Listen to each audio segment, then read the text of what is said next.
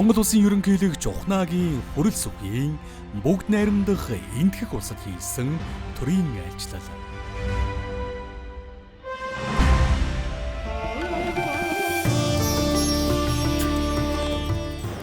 Монгол энэтхэг хоёр улс анх 1955 оны 12 дугаар сарын 24-ний өдөр дипломат харилцаа тогтоож Азийн түүхэнд шинэ нэгэн хуудас нээсэн юм. Монгол улс өнгөрсөн хугацаанд 192 улстай дипломат харилцаа тогтоосноос бүгд найрамдах энэтхэг улс социалист бус анхны орн байв. Монгол энэтхийн харилцаа хэдэн зуун биш, хэдэн мянган жилийн түүхтэй. Түүхэн их сурвалжид дурдсанаар хоёр орны анхны холбоо Хөнөө гүрний үе буюу манай эртний өмнөх 209 оны орчимд үүссэн гэж үздэг. Хожим нь буддын шашин Монголд хүчтэй дэлгэрснээр хоёр орны соёл, сэтгэлгээний гүр улам батжиж, оюун санааны ертөнцөөр холбогдсон ахын дүүс болсон юм.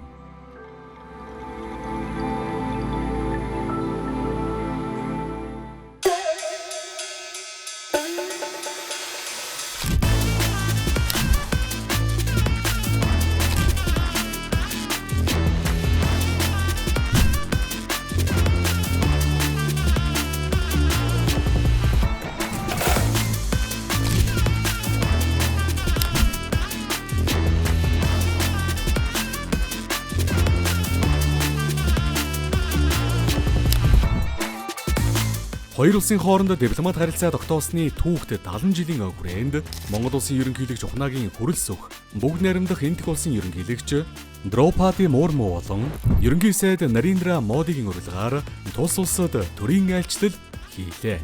70 жилийн түүхийн турш Монгол энэтхэг хоёр улс 40 гаруй дээд түвшний айлчлал, 50 гаруй хамтын ажиллагааны гэрээ санамж бичиг байгуулсан байна.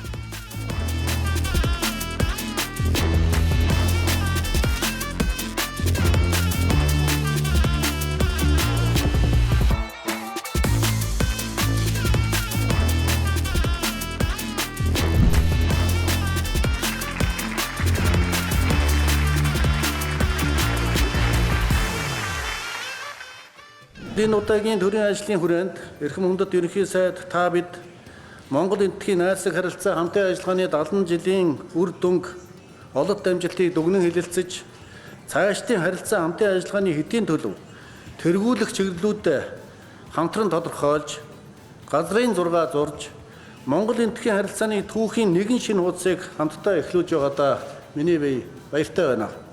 Та бидний яриа хэлцээ харилцан тохиролцсон ажлууд манай хоёр улсын хөгжил цэцэглэлт ард түмний сайн сайхны төлөө биелэлээ олж Монгол энэтхийн харилцаа хамтын ажиллагаа улам бүр өргөжин хөгжинэ гэдэгт бид бүхэн итгэл дүүрэн байна.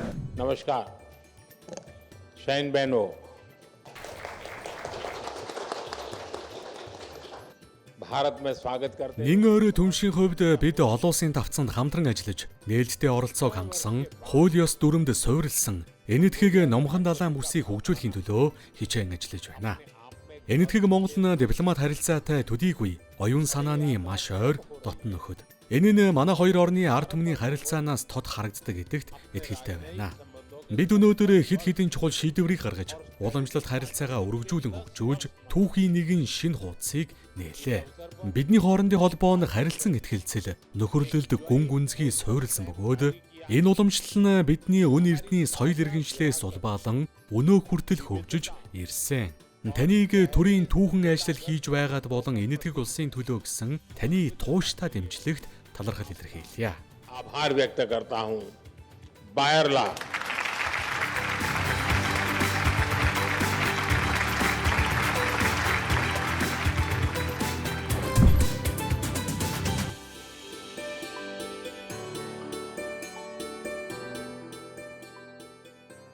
Манай хоёр орны хувьд бол 10 жилийн өмнө 2015 онд Нарендра Моди ерөнхий сайд Монгол улсад аль биесний айлчлал хийх үеэр стратегийн түншлэлийн төвшинт харилцаагаа хүргэсэн. За энэ 10 жилийн хугацаанд бол манай хоёр орны хооронд эдийн засгийн хамтын ажиллагаа бол нэлээд өндөр түвшинд хүргэсэн гэж хэлж болно. Төлөөл түүх, соёл, шашин, соёл хүмүүнлэгийн чиглэлээр одоо илүү ийм сэтгэлийн холбоотой ийм арт түмнүүд. За тэр утгаараа одоо хоёр улс харилцаанд маш өндөр ач холбогдол өгдөг. Манай хоёр улсын хоорондын харилцаа, ард иргэд хоорондын харилцаа, энэ хүн хоорондын харилцаа өөрөө нэн чухал. Өн эртний түүхтэй олон жилийн өмнөөс их ойрхон байж ирсэн. За одоо харилцан элчин сайднараас солилцдог гормон ч гэсэн бас их тийм ойрхон ээлдэг дотно.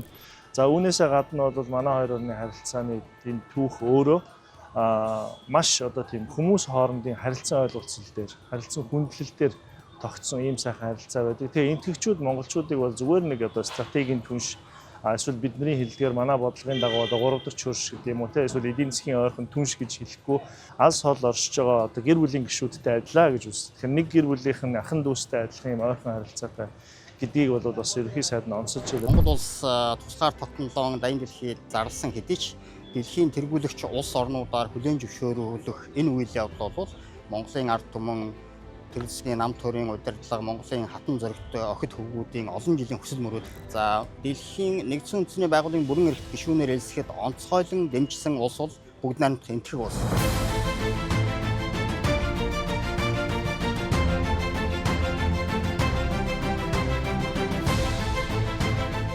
Ерөнхийлөгч Хүрэлс Үх, ерөнхий сайд Нарендра Моди нар албан ёсны хилцээний дүнгээр хэвлэл мэдээллийн байгууллагуудын төлөөлөлд мэдээлэл өгч стратегийн түншлийг бэхжүүлэх тухай хамтарсан мэдээлэл гаргалаа.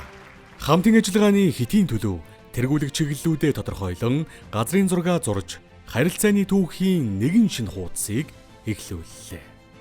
Худалдаа, эдийн засаг, хөрөнгө оруулалт, эрчим хүч, уул уурхай, мэдээллийн технологи, соёл хүмүүнлэг, залуучууд, спорт, соёл урлаг зэрэг салбарт хамтран ажиллах 10 гаруй баримт бичигт гарын үсэг зурлаа. Хамтын ажиллагааны бэлэг тэмдэг болсон газрын тос боловсруулах үйлдвэрийн бүтээн байгуулалтыг төлөвлөсөн хугацаанд нь дуусгахаа нотоллоо. Бүгд найрамдах энтэх улсын санаачлан байгуулсан олон улсын нарны эрчим хүчний холбоонд Монгол улс нэгдэн орлоо. Тэрбүү мод үндэсний хөдөлгөөн болон энтхийн ээжийн төлөө нэг мод хөдөлгөөнийг уялд болон уур амьсгалын өөрчлөлтөө тэмцэхэд хүчин чармаалтаа нэгтгэхээр тохиролцлоо. Үндэсний хувьсгал үндэсний хөдөлгөөний хүрээнд түүхэн эдийн нийлүүлэлт нэмүүрдэг шингэсэн бүтээгдэхүүнийг дэлхийн зах зээлд хамтран гаргах чиглэлд хамтран ажиллана. Цагаан алт үндэсний хөтөлбөрийн хүрээнд хоньны ноос боловсруулах, хэвс нэхмлийн үйлдвэрлэлийн сайн дуршлагыг нэвтрүүлэхээр болсон юм. Энд хамгийн чухал асуудал бол манай уул уурхайн бүтээгдэхүүн энтхийн зах зээл дээр гарахад бол тээвэр логистикийн асуудал. Далайн боомтууд дээр одоо манай төргөн хүрээд цаашаа энтхийн зах зээл дээр гарах энэ асуудлыг шийдэх их чухал байна. Тэгэхээр хошоолол гэдэг маань ер нь хоёр улсын хамтын ажиллагааг нэг салбараар хязгаарлахгүйгээр олон салбарт тухайлсан одоо хэсэг салбарт бол улам одоо харилцаа хамтын ажиллагааг өргөжүүлэх одоо ийм утгыг бол хоршоолын хамтын ажиллагаа гэж хэлээд байгаа юм л да. За энтхийг бол бас мал аж ахуйн мундаг улс. Хойд хүйтэн утгаараа бол бас ноолуур ихтэй малтай. За тэр өнцгөөс бол манайтай бол туршлагаа солилцъя, туршлага та нарт шууд хуваалцъя. Танай энэ хүнсний хувьсгал болоод цагаан алт хувьсгалчны энтхийн компаниуд оролцоход бэлэн байна гэсэн ийм саналуудыг тавьж байна л да. Тэгэхээр бол энэ саналыг бол аваад бүтээлчээр хэрэгжүүлэх нь манайхны үүрэг юм байна.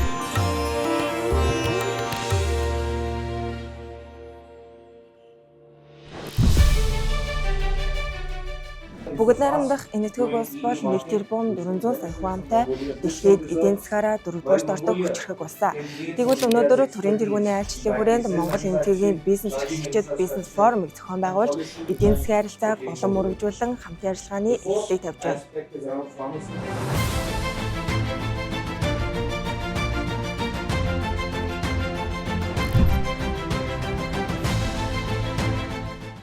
Энэтхэг улсын эдийн засагт хөдөө аж ахуй, хүнд болон хүн үйлдвэрлэл, техник, технологи, програм хангамжийн салбарууд ихээхэн нөлөө үзүүлж экспортын хэмжээг өсгөдөг байна.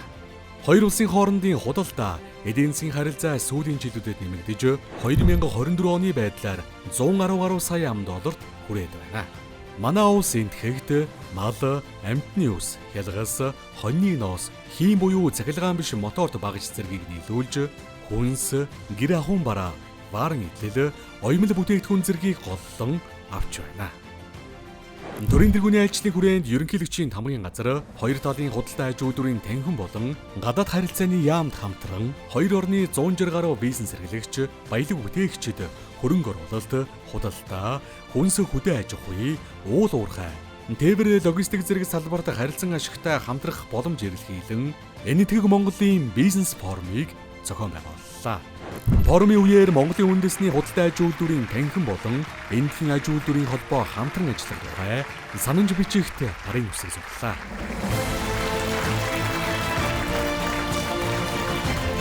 1950 оноос хойш өнөөдрийн хүртэл энэтхэг улс маань маш олон төрлийн хүнсний хувьсгалуудыг зарлж ийж өнөөдөр тэр бом 400 гаруй сая хүний хүнсний асуудлыг шийдсэн байгаа. Энэ одоо хүнсний хувьсгал, цагаан хувьсгал, цэнхэр хувьсгал, ногоон хувьсгал, алтан хувьсгал, мөнгөн хувьсгал гээд маш олон хүнсний хувьсгалуудыг хийж ийж өнөөдөр хүнсний хангамжаа тодорхой хэмжээгээр шийдсэн экспортод гаргадаг юм болсон байна. Тэгэхээр энэ улстай бид нар хамтын ажиллагаа эхлүүллээ. Одоос бол хамгийн гол нь яг энэ ноос нодор махвэ энэ бүх асуудлаа бол энэ эргэлтийг худалдааны эргэлтийг дийлэхээр тэр бараа хангамжийг нийлүүлж өгч чадах хэрэгтэй юм байна.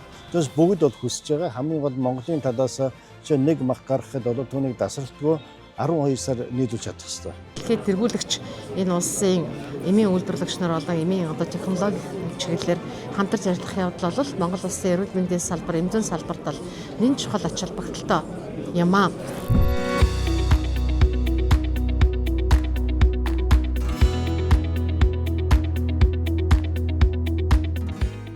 Монгол улсаас ноолуурыг экспортлож энэтхэг улсын ноос болон силктэй хольж шинэ түүхийд гаргах улмаар эцсийн бүтээгдэхүүн үйлдвэрлэх ийм боломжууд бас байна гэж бизнесийнхэн маань бас харж байгаа. Монголын ягчтай холбоо болон энэтхэгийн эрүүл мэндийн яам, Мороржи засаа институтийн хооронд байгуулж байгаа. Энэ санамжчгийн хүрээнд бол Монголын ягчдын академик түвшинд боловсролыг дээшлүүлэх, сургалт судалгааг явуулах том алхам болж байгаа түүхэн үйл явдлаа гэж хэлж байна.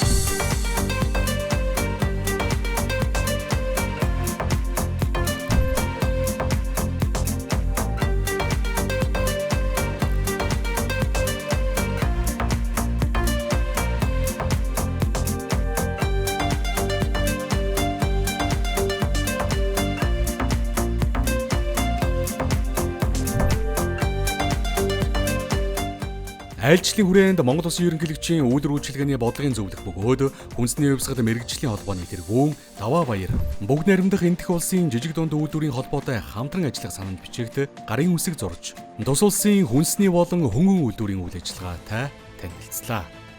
Энэтхэгийн ажиллах хүчний 50-60% нь дотоодын нийт бүтээгдэхүүний 22-оос 23%-ийг бүрдүүлж буй хөдөө аж ахуйн салбарт хараалагддаг ба тус улс 1.4 тэрбум хүн амаа хоол хүнсээр бүрэн хангадаг төдийгүй цагаан бутааны хамгийн том экспортлагч орн болжээ.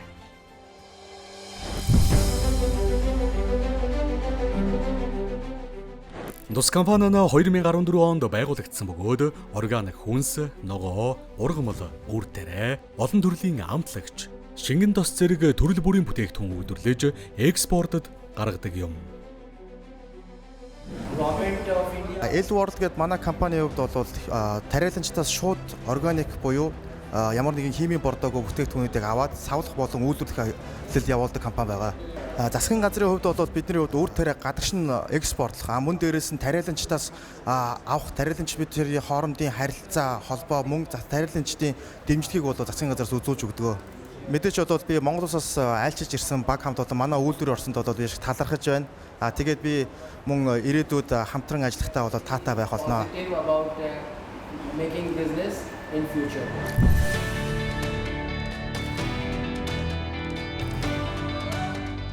Тус компани органик үйлдвэрлэл, өнгө задруулагч бодис хязгаарлах зарчмуудыг баримтлан бүтээгдэхүүнээ үйлдвэрлэдэг бөгөөд А2 сүү буюу лакта узгүй, өөх багтай, нэмэлт сахар задруулагч бодис хэрэглэдэггүй органик бүтээгдэхүүнээрээ алдартай юм.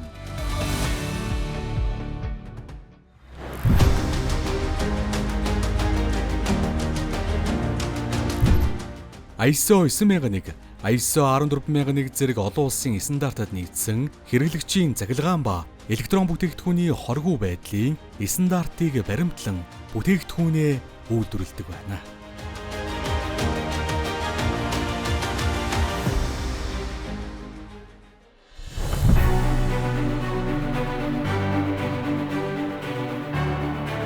Тус үйлдвэр 2016 оноос хойш үйл ажиллагаа явуулж байгаа бөгөөд энэтхийн агаарын тоног төхөөрөмж буюу хөдөө аж ахуйн зориулалттай дрон үйлдвэрлэдгээрээ онцлог юм.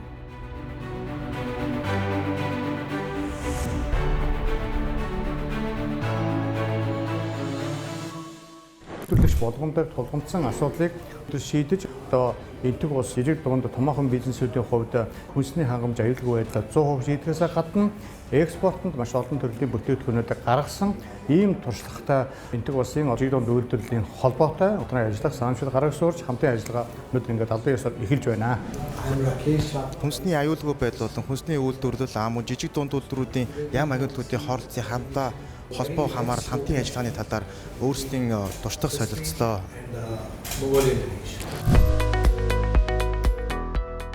Мөн бизнес эрхлэгчид энэтхийн аж үйлдвэрийн холбооны 16 дахь удаагийн олон улсын төмөр замын тоног төхөөрөмжийн үзэсгэлэнтэй танилцлаа.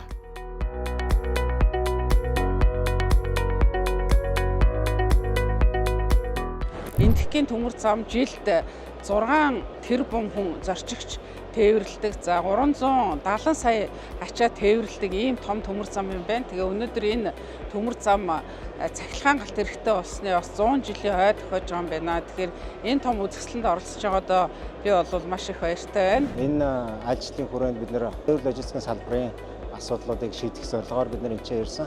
Энэтхийн талын тээвэрлэл логистикийн салбарын төлөөлөгчдөө бид нар тухайлсан хэлцээр байгуулж санамж бичиг зурах хэмжээнд одоо хүрсэн явж байна. Ажлын хүрээнд Монголын бизнес төлөөлөгчид дэлхийн өнөө үеийн 7 гайхамшигын нэг бүгд найрамдах энэтх улсын Таж Махал зогсолборыг үзэж сонирхлоо.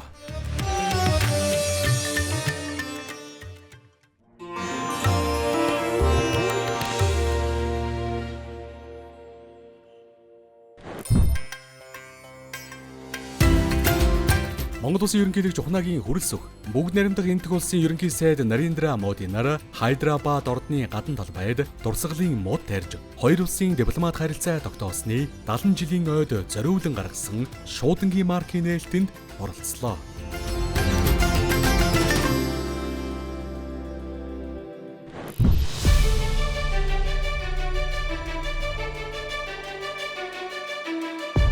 Монгол улсын ерөнхийлөгч Ухнагийн хүрэлц өг бүгд найрамдах энэтх улсын зарим иргэдэд төрийн одон медаль гардууллаа.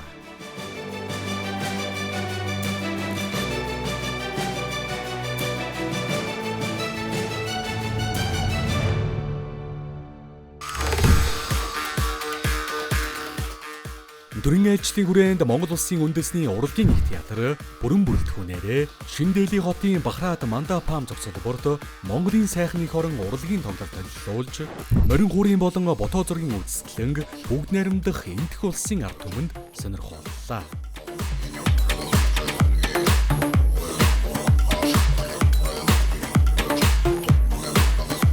Тоглолтыг Монгол улсын ерөнхийлөгч хүрэлц өг бүгд найрамдах энэтх улсын эрх баригч, ардын намын дарга, эрүүл мэнд, гэр бүлийн халамж, химийн бодис, бордоо хариуцсан сайд наадтаа нар үжил сонирхлоо.